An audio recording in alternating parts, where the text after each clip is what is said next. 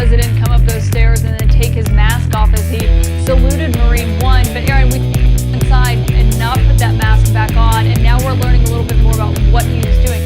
You see as the president is going inside those doors, and then he comes back out still without a mask on, apparently to reshoot his entrance into the White House, because my colleague Alan Malloy looked at this closely, and you can see an official photographer and a camera crew standing inside the White House shooting the president. And it's about 4 people within close proximity of the president, who, of course, like we said, is not wearing a mask despite just returning from the hospital after being diagnosed with coronavirus. And this is part of this staged entrance that the president is making, where he wants to be back at the White House and be able to use this, apparently, you could guess, maybe in a campaign video or something of that nature to show his supporters his return.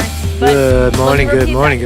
Mark's Conte reporting. As he is walking into the White House, where other people are shooting this and redoing his entrance to make sure they can capture it. Start off with a little smear piece. Trump is out of the hospital. He's out of Walter Reed, and CNN didn't take any time didn't waste a minute to smear him for not wearing his mask. Remember in the old days when people were sick? If people were sick, what you would do is, if you're a doctor, for example, if you work in a nursing home, or you work in a hospital, or you're a doctor working in a doctor's office, what you do is you take a mask. If you think there's a risk to your health, what you do is you reach for your trusted mask, and you put that shit on your face, and that protects you from the world. And if you touch something, you wash your hands. You have your Purell stations all over the place. But today, we're living in insane times. If you got to the chat earlier, we were just talking about that. It's like epic insanity, to the point of that the liberal left might not even believe that that's the real Trump we're seeing, that Trump is dead from coronavirus. He can't possibly have beat it. We were told that it's deadly, and Trump is not dead. That kind of shit. It's just insane. It's insane thinking, and I believe, and have professed on this channel that it has to do with isolation. It has to do with people not engaging each other. When human beings are not interacting with each other, they become antisocial idiots. They become insane. I was watching a mother and a child yesterday, and the kid's retarded. Right? You could see he has like Down syndrome or something, right? And he seemed. You look at the mother. The mother has to constantly be the mother, or whoever it is, the mother, or I don't know. It wasn't a nanny. It was definitely a relative. Has to be in a constant vigilance to take care of the retarded person, because the kid can run out into the street. The kid can't socialize, can't speak, and I think that's what sort of happens when you isolate human beings. They start to lose their mind. There was a lesson in there. I don't know what the lesson was, but the kid was, I felt like, you know what I felt like doing? I felt like walking over to the kid, because nobody ever does, and shake his hand and say, hey, how you doing? Right? Make a friend, right? Nobody befriends the crazy person. So he's stuck to his isolation and his instructions by his mother. You know what I'm saying? Like there was just a powerful lesson in there. When I watched it, I said, wow, that's what isolation does to you. It's bad enough that you're fucked up in the mind, but then the isolation of people stepping away from you, or being fearful of you, or just simply not understanding you. So that was my philosophical shift of the morning. Good morning, everybody in the chat. Vinny Martini on the wrench. Good morning, Alabasta. What's up, Al Figueroa? Thank you for your commentary earlier. Willie Diggs is here. Nathan Paul Clark. Chris Milk, good morning. Jim Gerard, how are you, man? How are you, Jim? Terry Miller. So let's dive in here. We were just listening to, we'll listen to that clip again about how they're smearing Trump. So today we'll talk about that. We'll talk Trump is out of the hospital. That's newsable, right? Hey, listen, that's current events, right? We'll talk about that. Talk about the fact that Trump is back in the Oval Office doing business. There's a woman, and I want to highlight this one. There's a white professor, college professor out in California, has stuck her foot right in her mouth, saying that all white people are racist. You are a racist by nature because you're white. So we'll look at that discriminatory slur, and we'll see if she still has a job. I mean, if you said that about blacks, you'd be thrown out of office. You'd lose your professorship. But not if you smear whites. Whites, that's fair game. White, oh yeah, white, no problem. White, oh yeah, you're racist. Yeah. Without even asking the person, without even knowing the person, by you, because of the color of your skin, must be inherently racist, or you must have white privilege. That's your white privilege showing. You can't even see it, man. It's white privilege. You white, you racist white motherfucker. That kind of shit. That's what's going on in this world. It's crazy, man. It is. I think we're approaching epic insanity. I didn't think it would come to violence, but I think now people are swinging at each other. Look at the video that I made. That little 2-minute video went viral. It's like fucking 25,000 views. I don't know who the hell's looking at it, but nonetheless, people are interested in that kind of rage. A lot of people, for whoever's, our crowd, the crowd here, the tried and true, see it as, a violation of your civil rights, someone pushing a mask in your face. But if you read those comments in that little 2-minute viral video, you'll see that you got a lot of people calling me like a male Karen, like, oh, how dare you not wear your mask? So there's a lot of insanity out there. I think the majority of the people probably watching that video are saying, look at this stupid guy taking the mask and throwing it and being aggressive with the security guard who demanded that he put his mask on or recommend. So it's epic insanity. What is normal? I'm normal because I've been outside every time. I've been outside the whole time, right? I represent equanimity. Fucking chew on it. Oops, sorry, man. Chew on that, liberals. Chew on that, lefty kooks. Kooky lefty. Hey, lefty. So before we do that, kindly become a Patreon of this channel. This is MarcusConte.com. If you're new to my channel, if you stumbled on us because of some jackass viral video, well, welcome. Welcome here, and thank you for joining us. We do the show every day, 9 o'clock, hopefully, sometimes 9:15, sometimes 10, but we're always here. We're always here, and we ain't going anywhere. And to keep it going, kindly become a Patreon of this channel by joining. You click that one, or drop some cash in the tip jar. If ever a video gets cut from YouTube, just go to BitChute, and you'll find it. It's no problem, man. We figured that shit out, man. So here we go. So Trump has been released from Walter Reed Hospital. Now, yesterday I had alluded. I think I was wrong. I thought he got out. I'll be honest. Yesterday I thought he was out already. But he just took a victory lap. He got in the car. He got in the president mobile and drove around the fucking hospital. I thought he was going back to the White House. So I had that wrong. Right? But it's official. He's officially out. Trump released from Walter Reed after receiving COVID-19 treatment. No shit. Is it a double? Is that really Trump?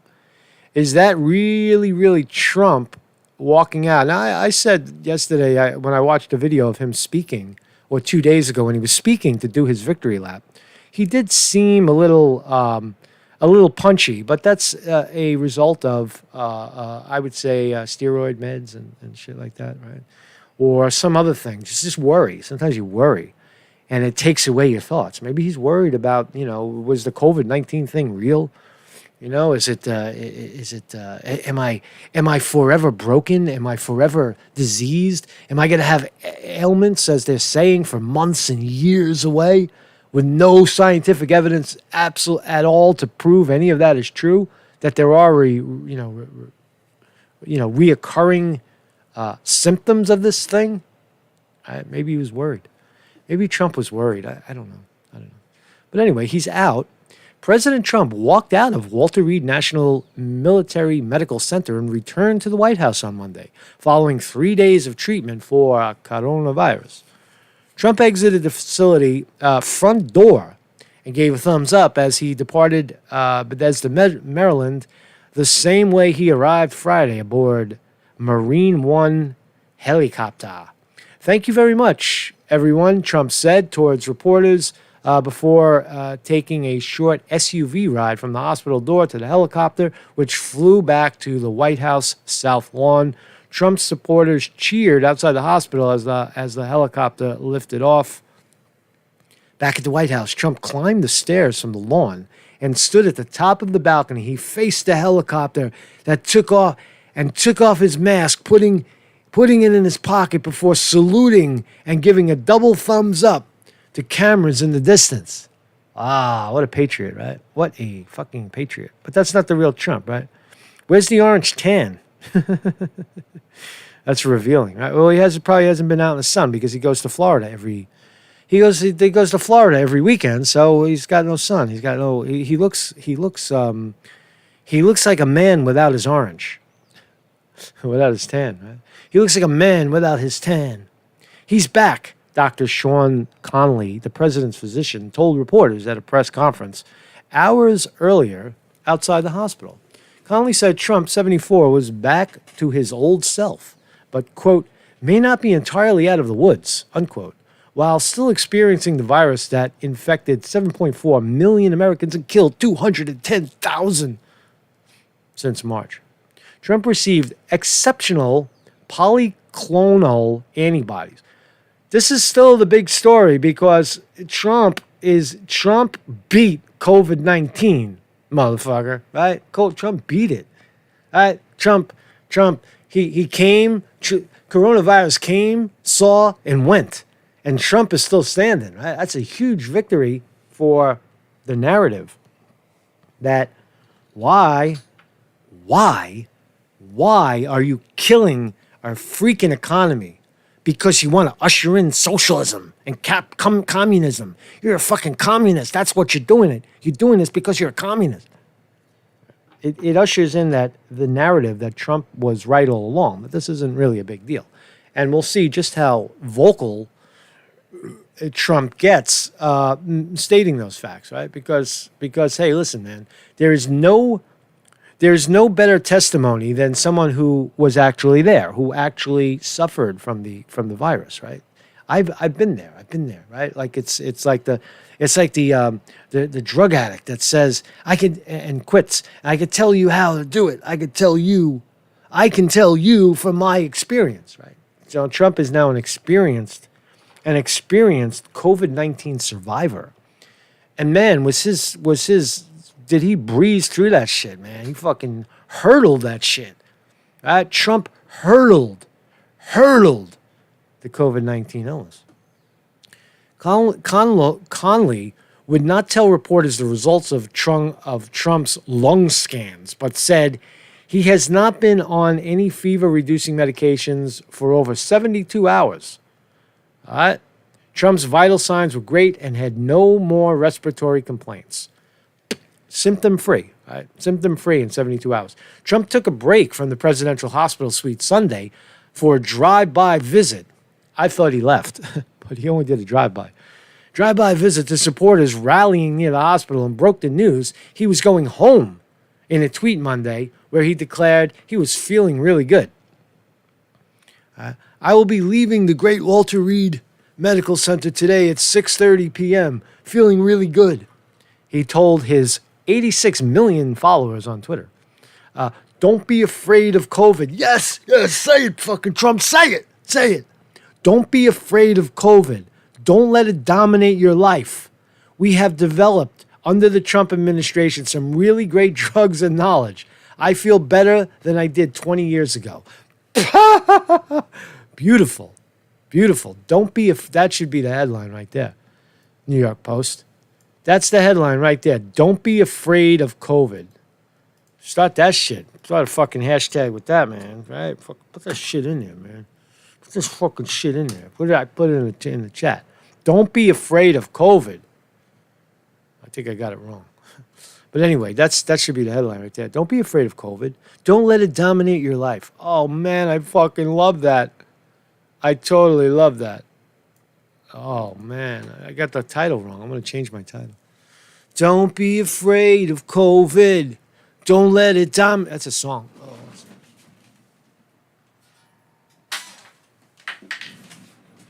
you can't let an opportunity slip. Don't be afraid of COVID. Don't let it dominate your life.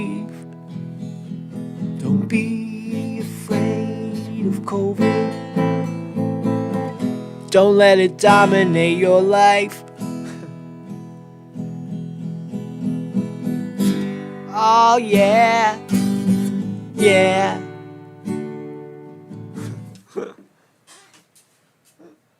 Oh shit, man! Fucking broke out into a song. That's a good song right there, man. Somebody should do something with that shit.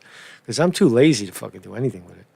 Trump took a break from his presidential hospital suite Sunday for a drive-by visit. We already read that.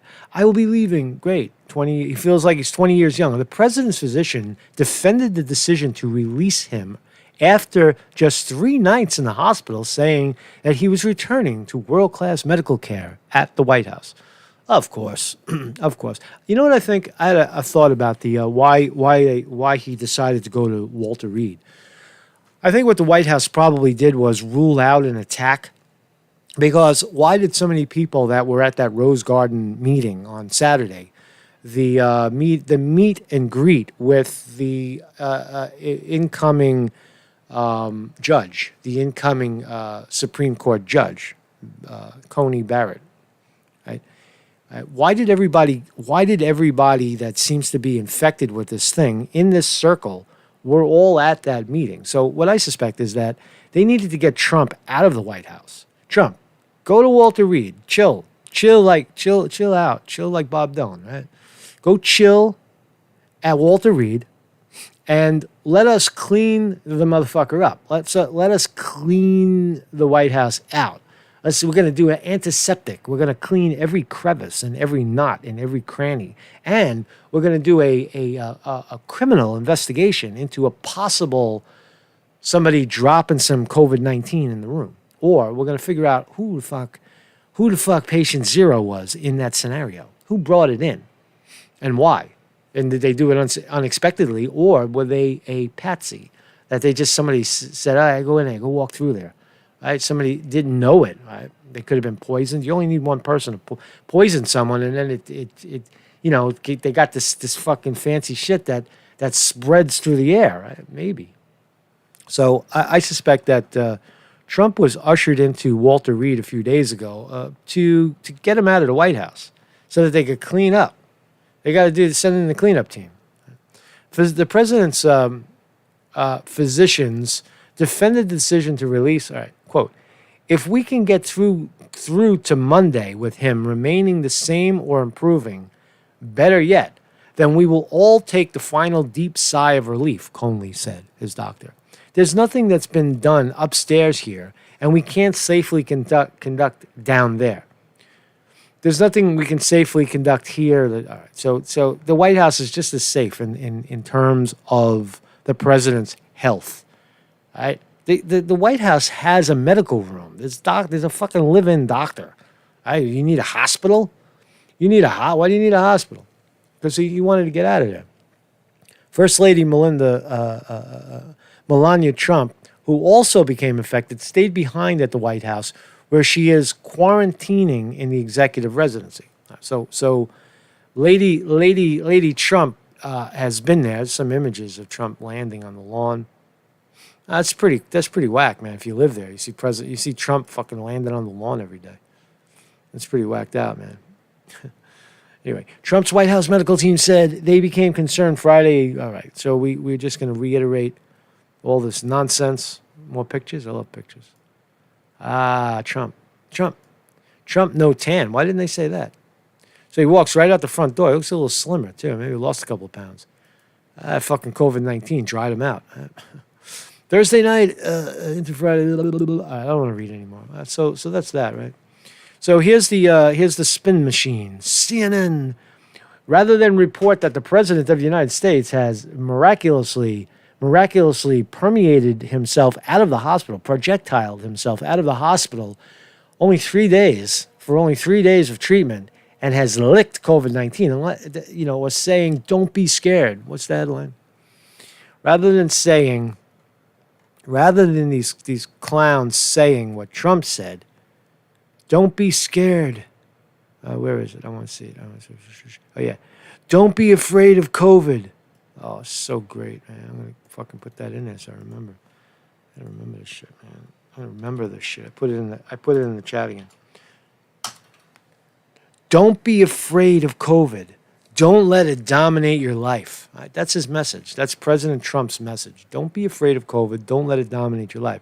But instead, this is what CNN has to say. The first video was remarkable, seeing the president come up those stairs and then take his mask off as he saluted Marine One. But Aaron, we saw him go inside and not put that mask back on, and now we're learning a little bit more about what he's doing. You see as the president is going inside those doors, and then he comes back out still without a mask on, apparently to reshoot his entrance into the White House, because my colleague Ali Malloy looked at this closely, and you can see an official photographer and a camera crew standing inside the White House shooting the president. And it's about 4 people within close proximity of the president, who, of course, like we said, is not wearing a mask despite just returning from the hospital after being diagnosed with coronavirus. And this is part of this staged entrance that the president is making, where he wants to be back at the White House and be able to use this, apparently, you could guess, maybe in a campaign video or something of that nature, to show his supporters his return. But let me repeat that. He is not wearing a mask as he is walking into the White House, where other people are shooting this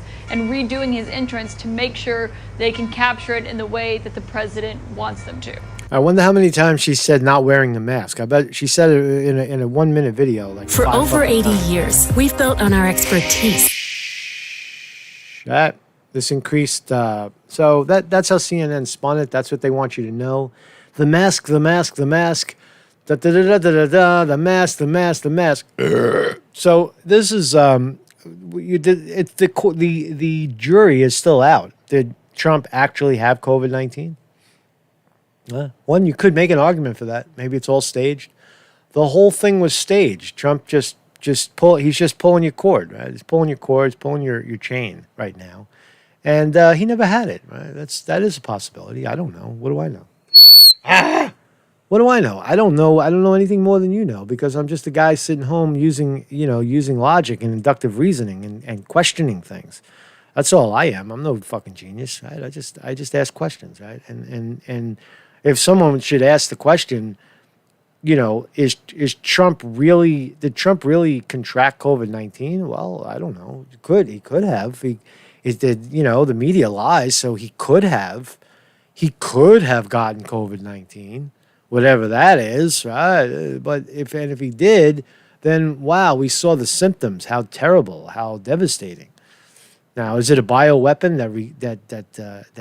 that's the symptoms of being infected with it? You suddenly get a cold, and then 2 years later, your dick falls off, and your fucking legs start to fall off, and your hair falls out. I don't know. We don't know yet. We don't know if it's any of those things. But was Trump ill? I don't know. But let's look at this guy, right? See this guy. Remember this guy? Rudy Giuliani. Rudy Giuliani was assisting President Trump, and he was also with Chris Christie, the fat guy from New Jersey. Giuliani and Christie were coaching Trump on a debate with Biden. Two hard-head guys, man. They're the 2 best guys in the game to get debate skills from. Chris Christie's very good. Chris Christie's very sharp, and so is Giuliani. And so, but both of these guys got the bug. Both of them. Chris Christie's dragged his fat ass into a hospital in New Jersey, and Giuliani's a little more stubborn. He's on the show, right? He's on the show and he's coughing. Check this shit out, man. This is pretty. It's interesting what he says, but it's also interesting that he has that dry, characteristic cough of coronavirus. Let's listen. Giuliani's common sense. Mayor, you heard Joe Biden there. He says if the scientists say it's okay, he is going to be up for the debate. President Trump has said that he wants to be there on October 15th. We all witnessed that debate up close in the arena there. How is this next one going to look different? How would you like it to look different? I don't know, Martha. The last one was going to be historic, I think, as a debate. Probably a lot having to do with the pent-up emotions of both men going into it. I think the next one I'm absolutely certain is going to be more. Let's just watch Rudy. Is Rudy sick? That's the takeaway. He coughed once into the camera. He coughed once, no big deal, right? Let's say within the rules. I think they both realize that they accomplish more that way. But the reality is, when I hear that response, that Joe is going to listen to the experts and be guided and be determined, and the president is going to do it. I mean, I was the mayor of New York City. I don't always listen to the experts. The experts aren't always right. Nobody elected the experts. They elected you. I'll give you an example. Scientists may want you to shut down out of an excess of caution, but you may realize that the damage of shutdown is greater than if you don't shut down. In other words, you're going to kill people. People are going to die of suicide. There are no experts on governing.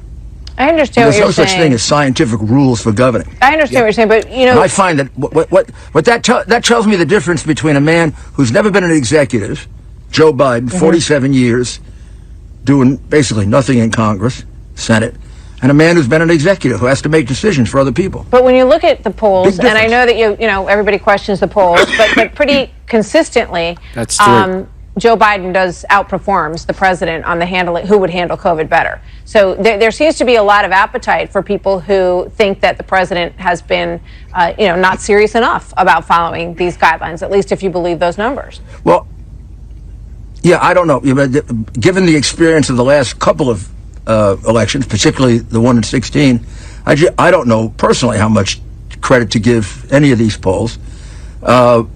I can see why people might favor the Biden approach because they've been frightened so much. I mean, they've really been traumatized by, at the beginning, correctly, what has happened, and I think this is largely the Democrat governors and mayors. Yeah. They just want to keep up this shutdown for reasons that no longer are scientific. There's nothing scientific about closing schools right now. In fact, it defies the science. Well, New York is talking about closing them down again, and there's a big battle going on that.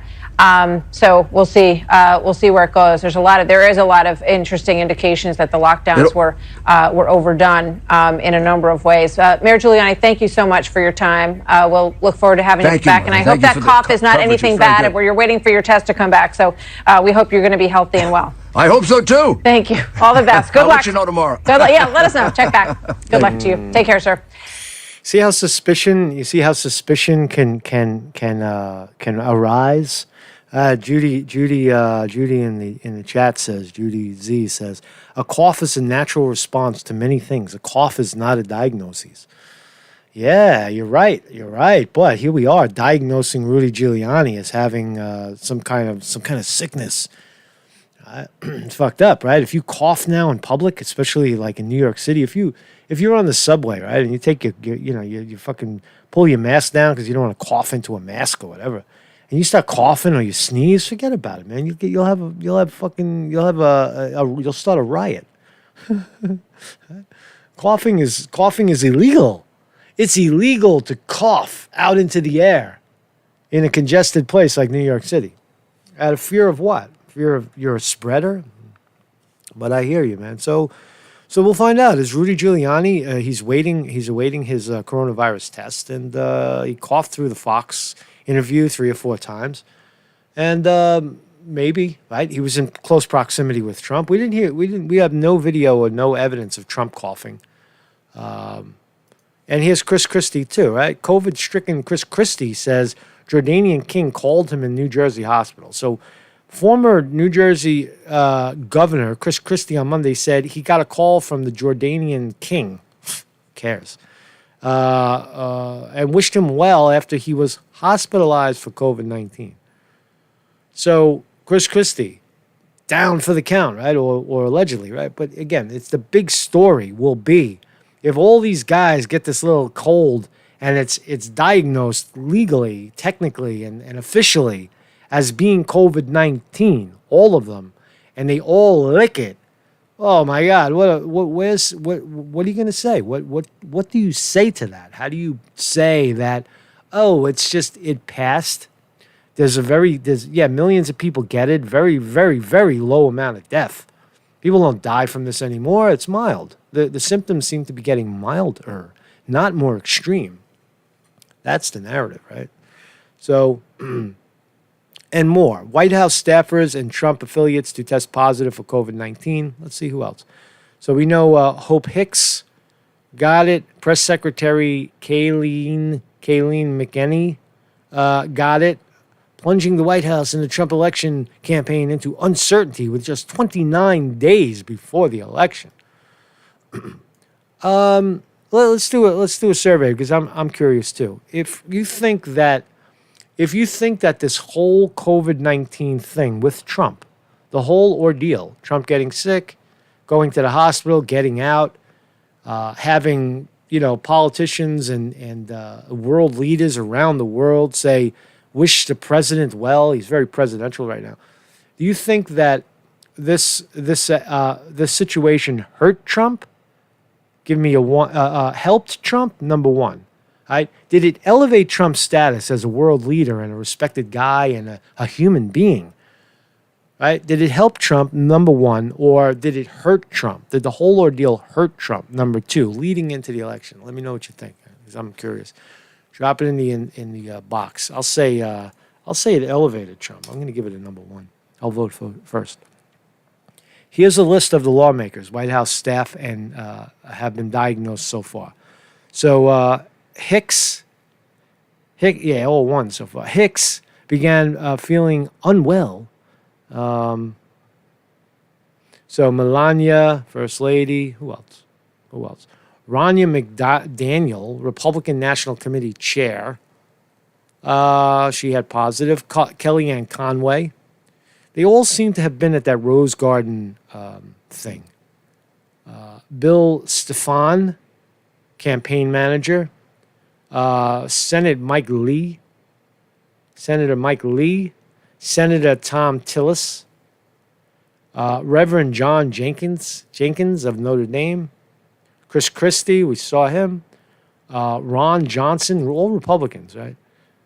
Nick Luna, assistant to the president. Kayleen McEnany, that's the White House press secretary. Who else? Pastor Greg Laurie.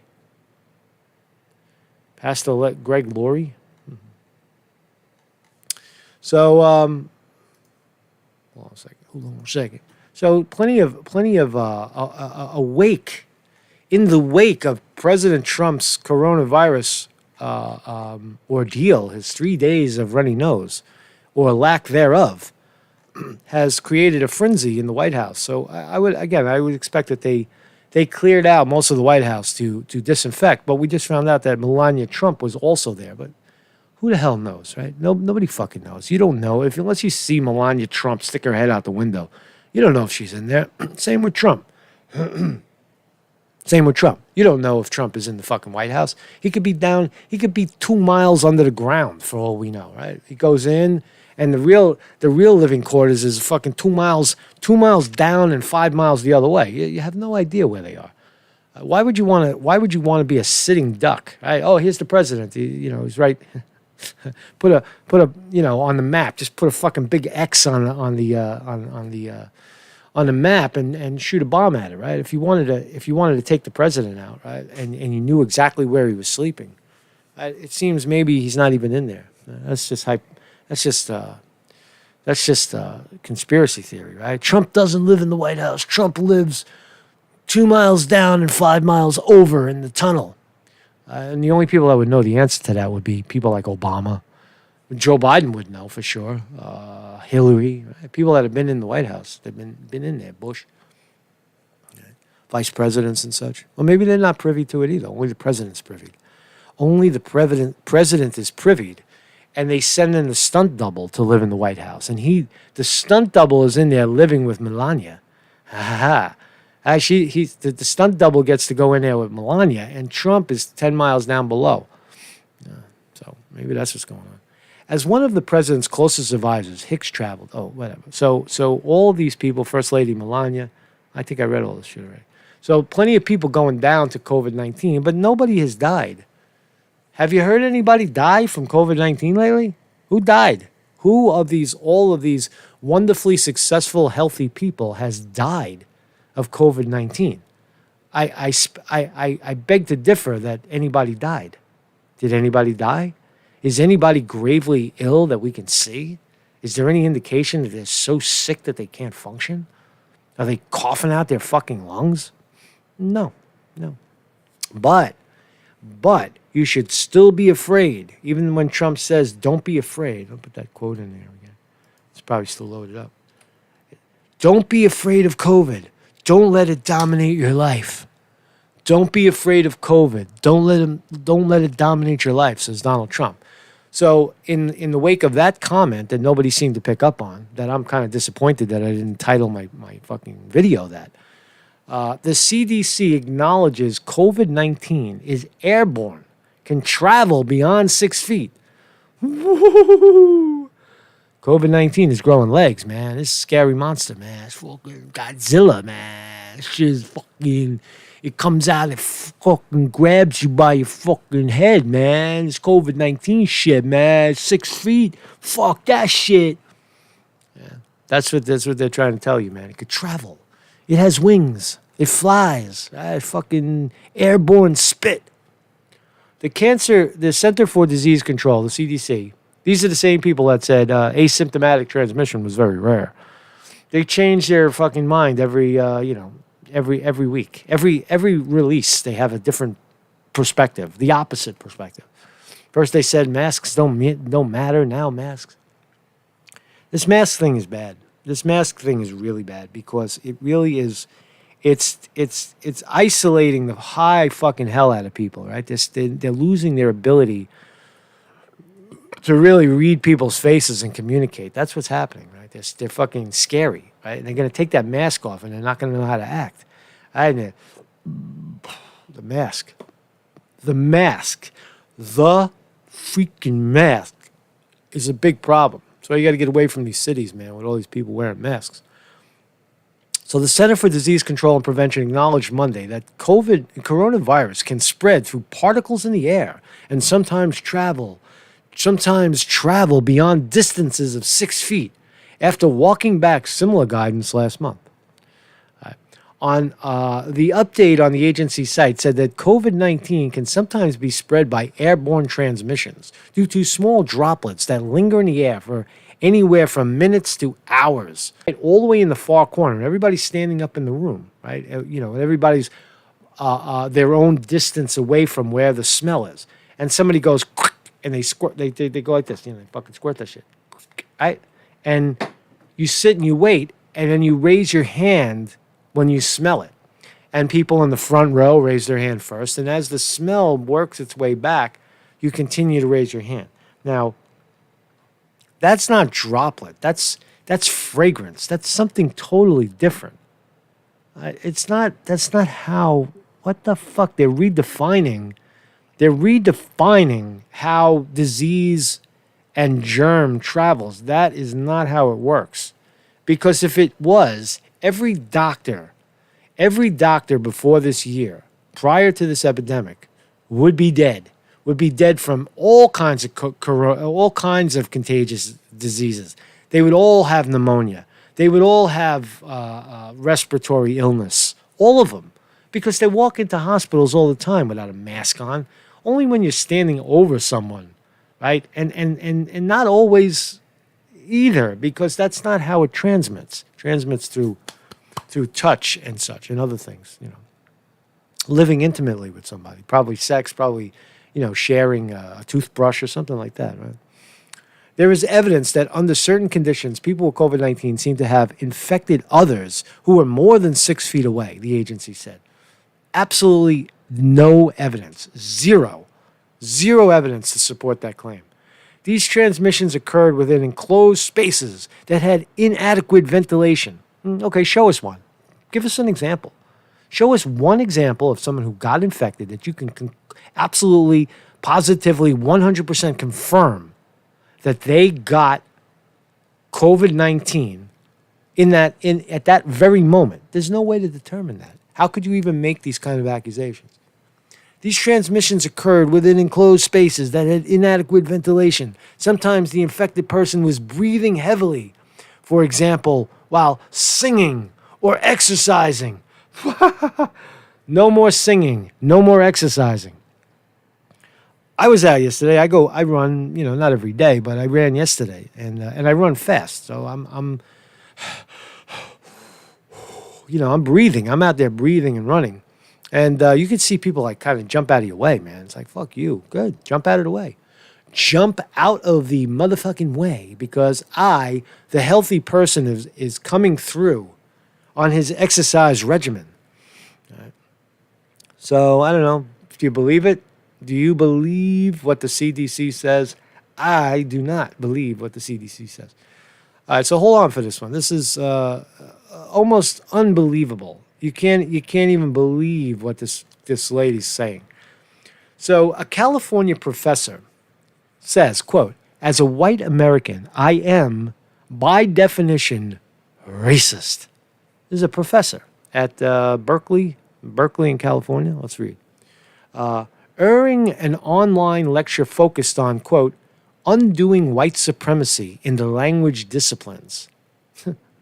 Who would sit in a class like that? Undoing white supremacy in the language disciplines. It's fucking stupid, right? A professor from the University of California, Santa Barbara, introduced herself as being, quote, "a white American who is therefore by definition racist." Wow. Just wow. Wow that this person still exists and still is allowed to profess. The professor encouraged audience members not to let anyone tell them any different. Let's where's the clip? Where's the fucking clip, man? Where's the clip? Oh, here it is. Here it is. You ready for this? You ready? Hold on to your seat for this one. Ready? I'm here today for a number of reasons.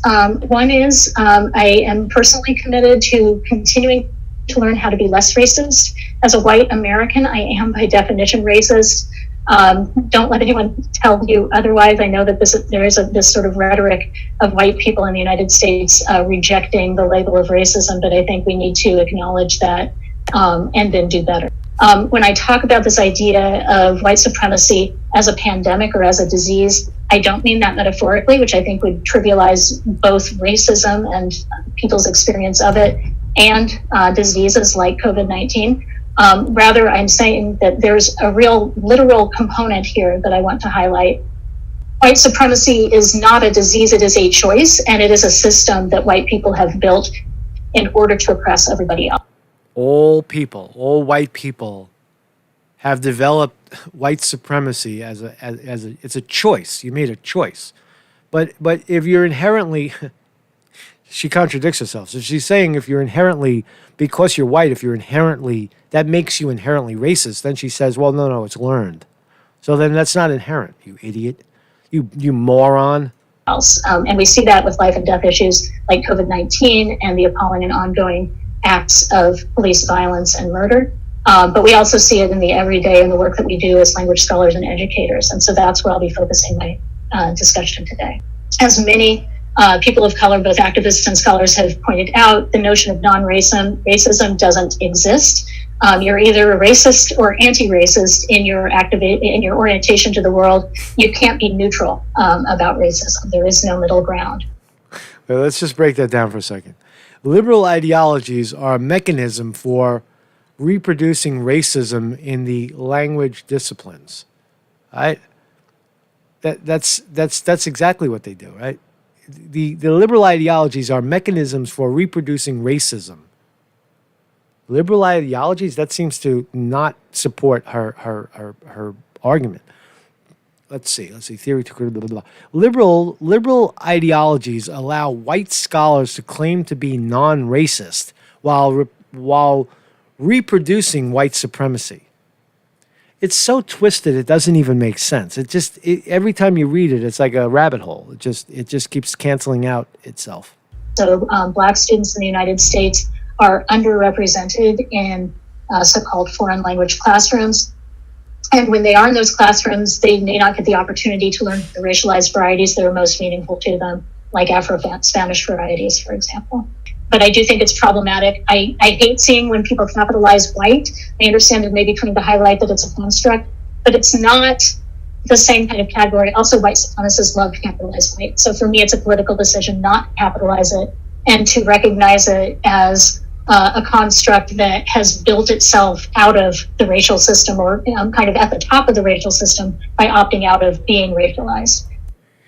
You know, when you listen to this, you say, you ever hear the expression overeducated, where people have no life experience. They have no life experience. This woman never met a black person in their fucking life, right? She never had a black friend. She never had a Chinese friend. She never had a Muslim friend. She never even talked to these people on a friendly basis. Everything is academic. She came from white America, and she's professing her experience of that white. Now, I grew up in New York City early on with a lot of Italian kids, a lot of, mostly Irish, Italian, but also I spent 25 years, 30 years living in New York City in Greenwich Village, and all my friends were all different colors, shapes, and sizes. I've been, I've traveled and such, and the point is that this woman, you could see that she's never had a friendship with anybody else other than white people. And therefore, everybody else must be the same. Right? Now, I have plenty of friends that are black, that are Muslim. I don't have any friends right now, to be perfectly honest. I don't really. You're my friends because I do this all day long. But I do have friends. But my friends, throughout my life, have always been multicolors, right? Mostly white because I live in a white neighborhood and I'm a white guy, right? And that's not racism. That's just my childhood friends are white because I grew up. That's who I grew up with. If they were different colors, then I would have grew up with them. But having made the choice later, I gravitated to people that we had commonality. That's all, things that we had in common, whatever color they were. If they were musicians, I had plenty of black friends. I don't even think when I play music with people, it never occurs to me that guy's black. Like he's playing guitar and he's black. Oh, that guy's Spanish. It doesn't even occur to me when we're playing, right? And they don't look at me like, oh, here's the white guy. It's just so fucked up when you hear theories like this. So you say, who is she, right? Why even bother, right? Well, she is a professor, right? On September 11, a webinar was put on the University of Wisconsin-Madison doctoral program in second language acquisition. Professor and chair of the Department of Linguistics, Mary Botchell, was invited to discuss the white supremacists and colonial underpinnings of linguistics, applied linguistics, and modern languages, both historically and in present day. She doesn't know what the hell she's talking about. That's the problem, right? She's so academic, all she knows is what some book told her, or what some idiot before her in a college, in a professor's suit told her. She has no world experience to make such an insane allegation that all white people are racist inherently. I am personally committed to continuing to learn how to be less racist. As a white American, I am by definition racist. Don't let anyone tell you otherwise. I know there is a sort of rhetoric of white people in the United States rejecting the label of racism, but I think we need to acknowledge that and do better. Botchels said during the webinar. It's rather crazy. Does she still have a job? I bet she does. She thinks the word white should be capitalized, and comes amid the Associated Press update and style guidance to advise journalists to capitalize black and not white. Oh my God! So they're changing the journalists are changing the pay for play journalists are changing the rules of journalism. So when you say black, as in black person, that's capitalized. When you say white, then it's in lowercase white, uppercase black. Oh, I see how that works. That makes sense. I hate seeing when people capitalize white. It's not the same kind of category. Also, white supremacists love capitalizing white. So for me, it's a political decision not to capitalize it and to recognize it is a construction that has built itself out of the racial system or at the top of the racial system by opting out of being radicalized. I would say this: if you have kids that are at this age, if you have college kids that are deciding to go get a college education by these idiots, I would talk them out of it. I would talk them into take out a loan and invest. Invest in yourself. Invest in a business and become your own person. Don't listen to these idiots. These people are programming you for failure and fear and doubt. Right? What idiots?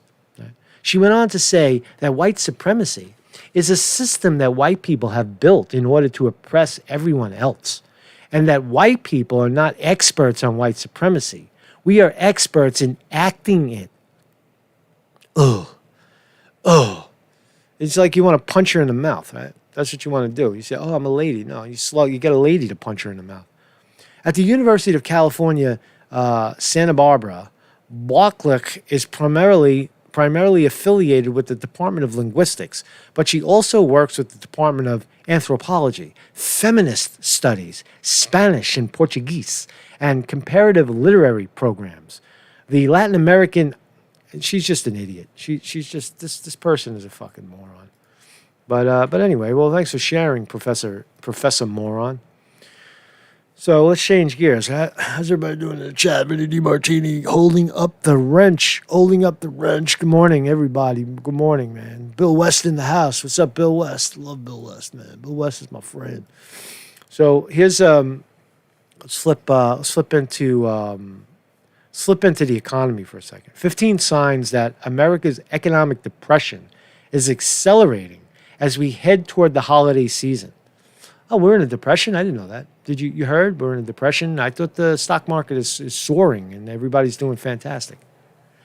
But it's there's indicators on the ground that says that we are in fact in a fucking depression. We're in a depression. Is it true? Let's read. Hardly anyone expected that things would get this bad in 2020. Hardly anyone expected that things would get this bad in 2020. But we're being told. I thought everything's getting better and better and better. We're getting crushed. Once the pandemic hit and states all over the country started instituting lockdowns, economic activity collapsed dramatically. I'm going to read to you a bunch of things that happened.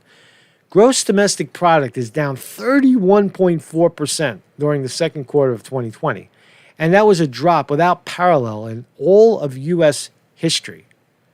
That's crazy, man. 31% drop in gross domestic product. But here's the 15. Just check this out, man. Check this out, and you can determine if we're in if we're heading towards a depression and the economy is restricting, is getting smaller. Now listen to this. Number one, all 546 Regal Cinema theaters in the United States are set to shut down. Right now, there is no timetable for reopening them. Wow. So no more movie theaters. Gone. Deleted from the scene. Number two, it is being reported that AMC Entertainment, the largest movie theater chain in the U.S., will run out of liquidity in 6 months. So now they're facing a reshuffle of their business plan, probably going to go bankrupt. Over the weekend, it was told by someone that works in the industry that he expects most movie theaters in the country to eventually close down permanently because of the pandemic. Most movie theaters are gone. Well, it's just movie theaters, right? It's not like a bank or something that we really need, like a bank. It's a movie theater. You don't need that. Oh, school. You don't really need that. That's not important. You just you don't need to go to school. You need a bank. Number four, the average rent on a one-bedroom apartment in San Francisco is 20.3% lower than it was 1 year ago. That's a significant indicator right there. When rents and property values plunge in cities, that's a strong indicator. Because you could say that if the apartments are 20% lower rent, that's probably an indication that 20% of the city got the fuck out of there. Right?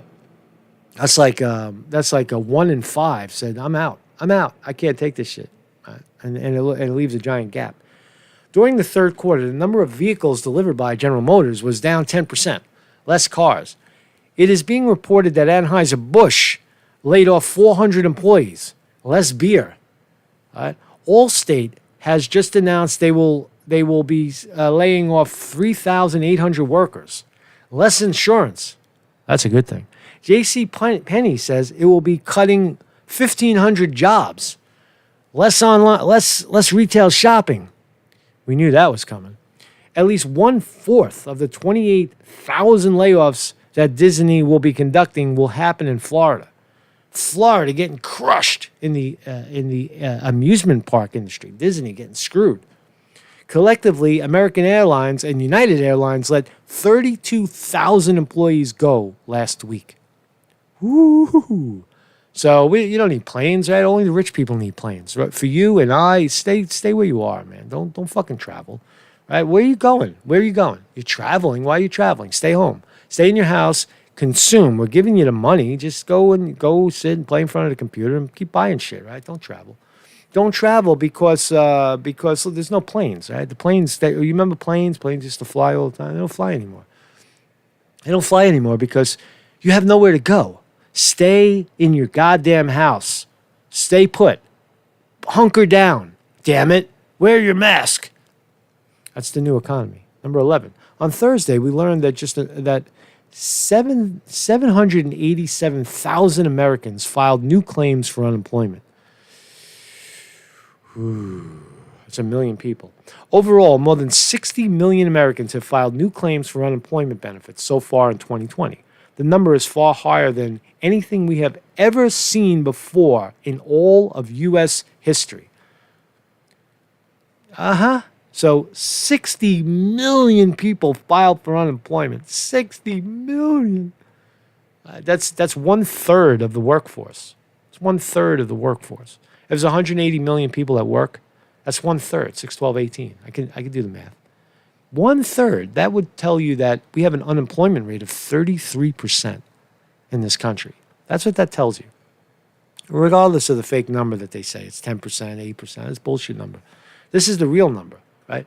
Retail store closings in the United States continue to surge along at a pace that is absolutely unprecedented. Yeah, retail is gone.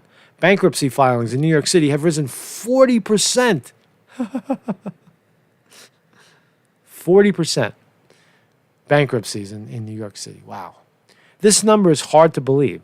It is being reported that almost 90% of New York City bar and restaurant owners couldn't pay their full rent for the month of August. They're gone. Those businesses are gone. So is there a depression, I guess? I guess we got to ask the question one more time. 15 signs that America's economic depression is accelerating. Is it accelerating as we head toward the holiday season? Oh, the holiday. Oh, Christmas is going to save us. Christmas, people are just going to spend and spend and spend. They're just going to keep taking the money from the government and keep spending it. And we'll call that an economy. We'll keep debting ourselves to the tune of trillions of dollars. So definitely something to think about. And what's causing it? What's causing all this problem? It's these fucking idiots. De Blasio, Cuomo, both ignore science, sense in latest lockdown moves. So these knuckleheads, Cuomo and de Blasio, just for example, here in New York City, are continuing to lock shit down. They're going back into lockdown in certain neighborhoods. They're going to shut the schools and all of the businesses again because of COVID-19, right? But it's just crazy. On Sunday, Mayor Bill de Blasio asked the state for permission to lock down neighborhoods experiencing a spike in COVID-19 cases. The plan would have closed all non-essential businesses in 9 zip codes where COVID-19 positive tests results exceed 3%. Schools, somehow no longer deemed essential, would also have closed. So it didn't happen, I guess. During his news conference the next day, Governor Andrew Cuomo approved part of the plan, closing schools a day earlier than de Blasio had requested, but keeping non-essential businesses open. The mayor then gave his own news conference later in the afternoon, announcing that the business closures would happen after all. So they're happy about it. So Cuomo, de Blasio, just keep kicking the dog, man. Just keep kicking that can down the fucking road, man. Keep kicking that shit down the road. Close it up. Shut it down. That's what's causing it. That's what's causing the depression, the recession. Right? Evidence on the ground that it's not so bad anymore. Trump just had it. He blew it. He won with flying colors. He fucking flew right over that COVID shit. Nobody's dying. Nobody's dying. But you see how they're defying the science. They're going the other way. They're going the other way, demanding masks with no evidence that it worked. So, and more so, here's more evidence. Millions risk losing power over unpaid utilities as most state pandemic grace periods expire. Millions of Americans are facing a dire situation of being without power or water. Fuck it, you don't need water. What do you need water for? You need water? Get on a bicycle, man. You don't need power either, man. Fucking light candles. Work in the dark, god damn it. Drink soda. Drink beer. I don't know. Why do you got to drink water? Take a sand bath. Take a fucking sand bath. As their utility bills pile up, and as the state and local projections which allow for deferred payments amid the pandemic come to an end. After a summer of rising unemployment numbers brought on by the crises, though seeing a promising potential softening of the trend in September. So that's all I wanted to say about that. Millions risk losing their power. Losing their power. Oh, this is another one. Corrupt politicians, right? Also causing it. These are the guys running the fucking city.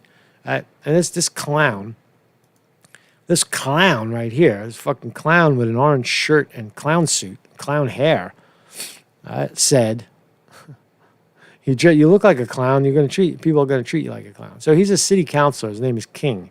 Andy King. Got fired. He got kicked out of City Hall for ethics violations. Now, I don't want to go too deep into this, but this guy has been in there forever. He got booted 48-2 to boot King from his job representing the 12th district at City Hall. And what did he do? He called a woman. It was like ethics violations. He told a woman that was having vaginal bleeding to go put a Band-Aid on it. That's what he told the lady, right? He says, why don't you? He stole money.